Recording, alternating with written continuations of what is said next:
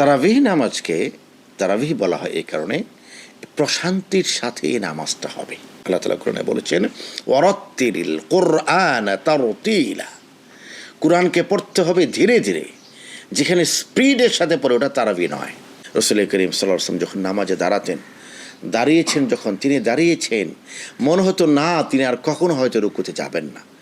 আবার যখন নবীজি রুকুতে গেলেন মনে হয়তো না তিনি আর কখনো রুকু থেকে উঠবেন না। তুমি এমনভাবে নামাজ পড়বে যেন তুমি আল্লাহকে দেখ। আসসালামু আলাইকুম রহমতুল্লাহি ওয়া বারাকাতুহু। আমন্ত্রণ সবাইকে বিআরএস টাইমস নিবেদিত যে পথে আলো অনুষ্ঠানে। প্রিয় দর্শক, এই অনুষ্ঠানে প্রতিদিন আমরা আপনাদের পাঠানো নানা প্রশ্নের উত্তর নিয়ে আলোচনা করি জীবন ঘনিষ্ঠ নানা বিষয়, ইসলামের সমাধান নিয়ে।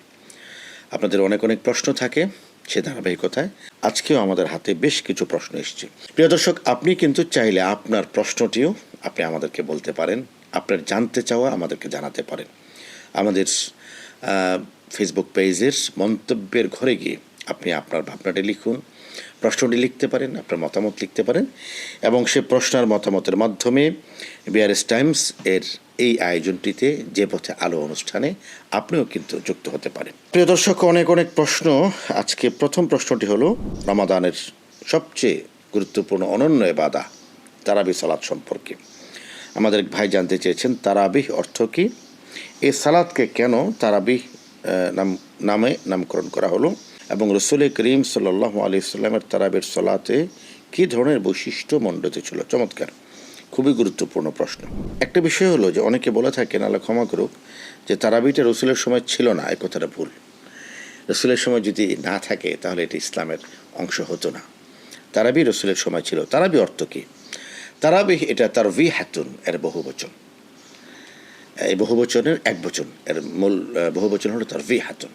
অর্থ হলো বিশ্রাম, অর্থ হলো ধীরস্থির, অর্থ হলো আরাম করা, অর্থ হলো ধীরে ধীরে চলা। অনেকগুলো অর্থ আছে। তারাবিহ নামাজকে তারাবিহ বলা হয় এই কারণে প্রশান্তির সাথে এই নামাজটা হবে।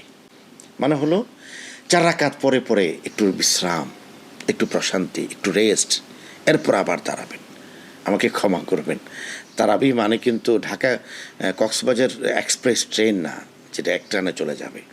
আমাদের বাংলাদেশে কোথাও কোথাও এই মন্দ বিষয়টির উপমা আছে যে যেই মসজিদে যত দ্রুত তারাবির নামাজ শেষ হয় সেখানে মুসল্লি বেশি। আল্লাহ ক্ষমা করুক, এটা কোরআনের প্রতি জুলুম। আল্লাহ তাআলা কোরআনে বলেছেন, ওয়ারাত্তিলিল কুরআন তারতিলা, কোরআনকে পড়তে হবে ধীরে ধীরে। যেখানে স্পিডের সাথে পড়ে ওটা তারাবি নয়। ওটাকে আপনি কি বলে ট্রেন নাম দিতে পারেন, যে এক্সপ্রেস ট্রেন। কোরআনকে পড়তে হবে ধীরস্থিরে। ফরজ নামাজগুলিতে ইমামদেরকে ছোট সূরা পড়ার কথা বলা হয়েছে। কেন?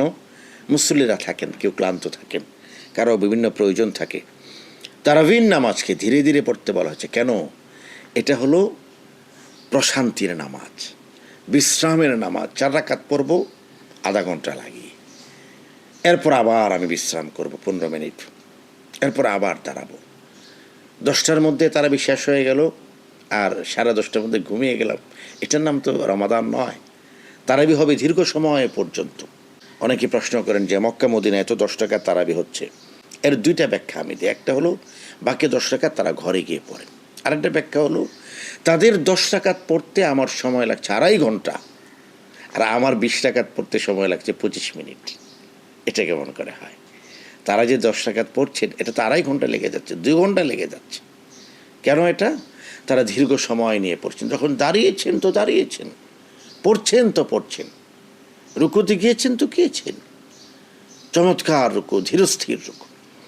এজন্য তারাবির নামাজের মূল বিষয় হলো এটা প্রশান্তির সাথে হতে হবে। যেটা কেবলই মাত্র উঠা বসা হচ্ছে। ইন্দোনেশিয়া না মালয়েশিয়া কোথাও একটা ভিডিও দেখলাম যে 1.5 মিনিটে 2 রাকাত। এটাকে নামাজ বলা যায় না, আল্লাহ মাফ করুক। এগুলি প্রহসন, এগুলি নাটকীয়তা। এটার নাম নামাজ নয়। নামাজ হতে হবে ধীরস্থিরে। প্রশ্নের পরের পাঠটা খুব গুরুত্বপূর্ণ। রাসূল করিম সাল্লাল্লাহু আলাইহি ওয়াসাল্লামের তারাবির সালাতের কী ধরনের বৈশিষ্ট্য ছিল? প্রথম কথা হলো রাসূলের নামাজের যে বৈশিষ্ট্য ছিল তারাবির নামাজ একই বৈশিষ্ট্য ছিল। আল্লাহ রাসূল সাল্লাল্লাহু আলাইহি ওয়াসাল্লাম প্রথমে কয়েকদিন তিনি মসজিদে নববীতে তারাবির নামাজ জামাতের সাথে আদায় করেছেন। এরপরে আল্লাহ রাসূল আর জামাতের সাথে আদায় করেননি, তিনি ঘরে চলে গিয়েছেন। এখানে 2টো হিকমা। একটা হিকমা হলো আল্লাহ রাসূল যদি তারাবির নামাজটা নিয়মিত পড়তেন তাহলে কিন্তু এটা আমাদের জন্য ফরজ হয়ে যেত। এটা আমাদের জন্য আবশ্যক হয়ে যেত, ওয়াজিব হয়ে যেত। তখন আমাদের যে বন্ধুরা তারাবির নামাজ ছেড়ে দিচ্ছেন তাদের গুনাহের পাল্লা ভারী হয়ে যেত। এই জন্য রাসূল করিম সাল্লাল্লাহু আলাইহি ওয়াসাল্লাম পরবর্তীতে ঘরে গিয়েছেন। কেন? সাহাবায়ে কেরাম রাদিয়াল্লাহু তাআলা আজমাইন তারা ইবাদতের ব্যাপারে খুব সোচ্চার ছিলেন। আমরা তো গাফেল। হযরত ওমর ফারুক রাদিয়াল্লাহু তাআলা আনহু তিনি যখন খলিফার মসনদে আসন গ্রহণ করলেন, খলিফা হিসেবে মনোনীত হলেন, তখন তিনি দেখলেন যে কোথাও কোথাও সাহাবীদের আলাদা আলাদা জামাত হচ্ছে। তখন হযরত ওমর রাদিয়াল্লাহু তাআলা আনহু পুরো জিনিসটাকে একটা ডিসিপ্লিনে আনার জন্য নতুন করে পদ্ধতি চালু করলেন যে না, মসজিদের এই কোণায় একটি জামাত, সে কোণায় আরেকটি জামাত, এই কোণায় আরেকটি জামাত, এভাবে নয়। ইসলাম সম্মিলিত ইবাদতের ধর্ম, সবাইকে একসাথে করে হযরত ওমর ফারুক রাদিয়াল্লাহু তাআলা আনহু তিনি ২০ রাকাত তারাবির প্রচলন শুরু করলেন। সুতরাং কেউ যে বলেন যে প্রচলনটা হয়তো ওমর থেকে, এটা ভুল। প্রচলনটা নবীজির সময় থেকে, কিন্তু নবী করিম সাল্লাল্লাহু আলাইহি ওয়াসাল্লাম তিনি এই বিধানটা আমাদের উপর ফরজ অথবা ওয়াজিব না হয়ে যায়, এই কারণে তিনি ঘরে চলে গিয়েছেন, ঘরে গিয়ে আদায় করেছেন। হযরত ওমর রাদিয়াল্লাহু তাআলা আনহু নবীজির রেখে যাওয়া সেই বিধানকে পুনর্বিন্যাস করেছেন। এটা তিনি সূচনা করেন, সূচনা নবীজিই করেছেন। এবার আসে রাসূল করিম সাল্লাল্লাহু আলাইহি ওয়াসাল্লাম নামাজের কী বৈশিষ্ট্য ছিল। নবীজির নামাজের বৈশিষ্ট্য ছিল, আমাদের আয়েশা সিদ্দিকা রাদিয়াল্লাহু তাআলা আনহা তিনি আমাদেরকে বলেছেন যে নবীজির নামাজটা ছিল দেখার মতো, নবীজির নামাজটা ছিল অনুভব করার মতো, নবীজির নামাজটা ছিল বুঝার মতো। কেমন সেটি? রাসূল করিম সাল্লাল্লাহু আলাইহি ওয়াসাল্লাম যখন নামাজে দাঁড়াতেন, দাঁড়িয়েছেন যখন তিনি দাঁড়িয়েছেন, মনে হতো না তিনি আর কখনো হয়তো রুকুতে যাবেন না। আবার যখন নবীজি রুকুতে গেলেন, মনে হয়তো না তিনি আর কখনো রুকু থেকে উঠবেন না।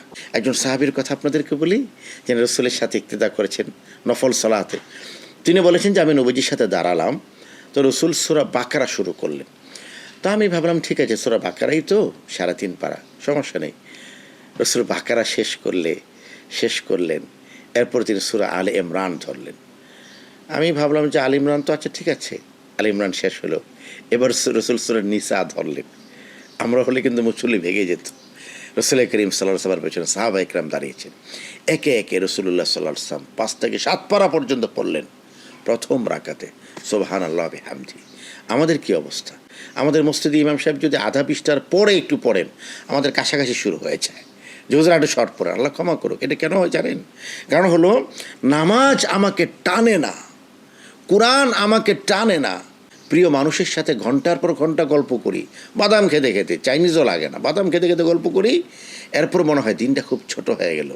আমরা বলি এক জীবনে ভালোবেসে শেষ করা যাবে না। প্রিয় ভাই, এই ভালোবাসাটা কোরআনের সাথে করুন, দেখবেন আপনি দাঁড়িয়েছেন, নামাজ পড়ছেন, ভালো লাগছে।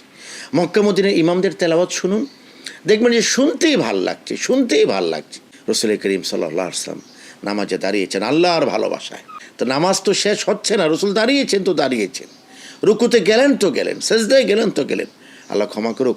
জীবনে কি আমাদের নামাজ এমনটা হয়েছে যে আমি দাঁড়িয়েছি তো আর রুকুতে যেতে মন চাচ্ছে না, অথবা রুকুতে গেলাম আর মাথা উঠাতে মন চাচ্ছে না, অথবা সেজদায় গেলাম পড়েই যাচ্ছি, দোয়া করেই যাচ্ছি আল্লাহর কাছে? এমন হয় না আমাদের। কেন হয় না জানেন? ওই যে নামাজ আমাকে টানে না, রুকু আমাকে টানে না, তেলাওয়াত আমাকে টানে না। নামাজের মূল ব্যাখ্যাটা হলো আল কালাম আল্লাহ, আল্লাহর সাথে কথা বলা। রাসূলুল্লাহ সাল্লাল্লাহু আলাইহি ওয়াসাল্লামকে জিজ্ঞেস করেছেন হযরত জিবরাইল আমিন আলাইহিস সালাতু ওয়াস সালাম, তিনি মানুষের আকৃতি ধরে গিয়েছিলেন। রাসূলকে জিজ্ঞেস করছেন, ইয়া রাসূলুল্লাহ মাল ইহসান, ইহসানের বিষয় হলো অন্তর অনুভূতি কেমন হবে? রাসূল বলেছেন আন তা'বুদাল্লাহ কাআন্নাকা তারাহু, আন তা'বুদাল্লাহ কাআন্নাকা তারাহু।